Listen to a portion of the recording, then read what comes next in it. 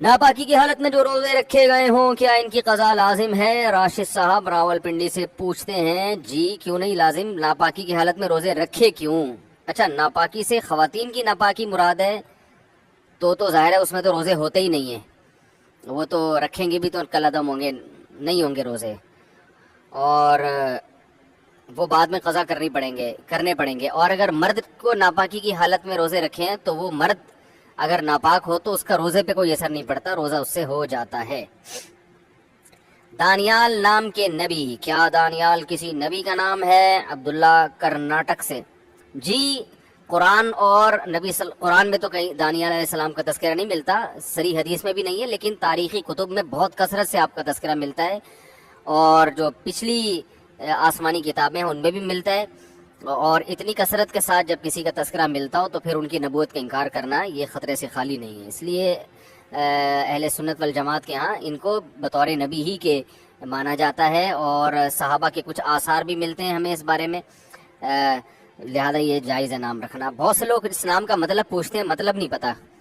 اس کی بہت تحقیق کی ہے واللہ عالم، لیکن نام اپنی اولادوں کا رکھنا جائز ہے۔ یہ شادی کے دن کھانا کھانا، کیا شادی کا کھانا جو ولیمہ کے علاوہ ہو اور بارات کا بھی نہ ہو وہ کھانا جائز ہے؟ ہمارے ہاں رواج ہے کہ شادی کے دن لڑکی والے اور لڑکے والے بھی کھانا کھلاتے ہیں، یعنی لڑکی والے بھی کھلا رہے ہیں تو لڑکے والے بھی کھلا رہے ہیں، بہت پیسہ ہے بھائی،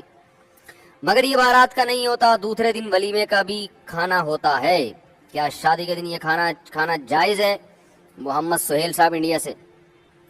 یہ کھانے کی پتہ نہیں تیسری قسم دریافت ہوئی ہے، ہم تو دوسری قسم کو ہی لے کے رو رہے تھے کہ یہ کیا امت میں بارات کا کھانا بدعت ہے اور ایک بری رسم ہے، بدعت تو نہیں ہے لیکن بری رسم ہے،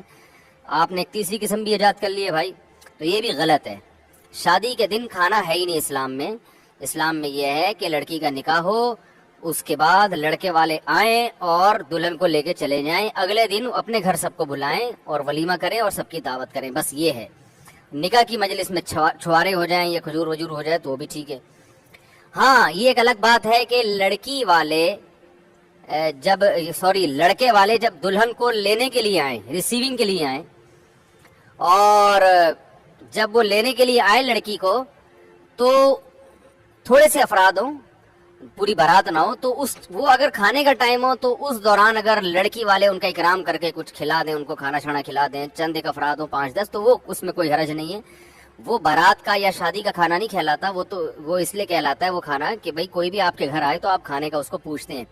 تو ظاہر ہے آپ کی بیٹی کے سسرال والے آئے ہوئے ہیں، وہ آپ کی بیٹی کو لے جانے کے لیے آئے ہیں، تو ٹائم بھی کھانے کا ہے، تو نہ پوچھنا یہ ایک غیر اخلاقی حرکت ہوتی ہے، تو ایسے موقع پہ آپ ان کو پوچھ لیں، تو یہ لڑکی والے پھر ان کو کھانا کھلا سکتے ہیں، لیکن یہ بارات نہیں ہوتی، 5-6 افراد ہوتے ہیں، اس کے علاوہ اور کوئی کھانا صحیح نہیں ہے۔ گائے منڈی میں نماز کیسے پڑھیں؟ جب ہم بقرعید کے دنوں میں گائے منڈی جاتے ہیں تو وہاں نماز پڑھنے کے مسائل ہوتے ہیں، نماز پڑھنے کی جگہ نہیں ملتی یا وضو کے لیے پانی نہیں ملتا، کپڑے بھی ناپاک ہو جاتے ہیں، ایسی صورت میں نماز کو کس طرح ادا کریں؟ نیز کیا اس وقت سنتیں پڑھنی چاہیے یا صرف فرض پڑھنے چاہیے؟ عبداللہ صاحب کراچی سے۔ عبداللہ صاحب ہم بھی گائے منڈی جاتے ہیں،